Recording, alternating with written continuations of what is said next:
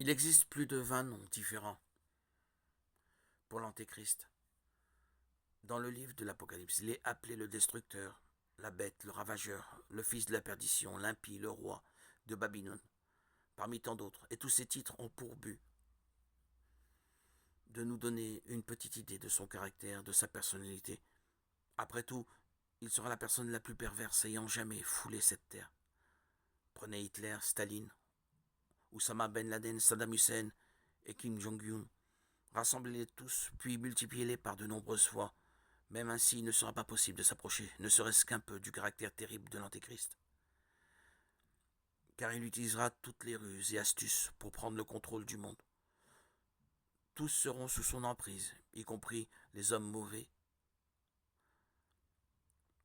Cet être maléfique se révélera seulement à la fin des temps. Mais dans 1 Jean 4, il est écrit que l'esprit de l'Antéchrist est déjà à l'œuvre dans le monde depuis longtemps. La plupart des gens ne le perçoivent pas encore car ils sont spirituellement aveugles.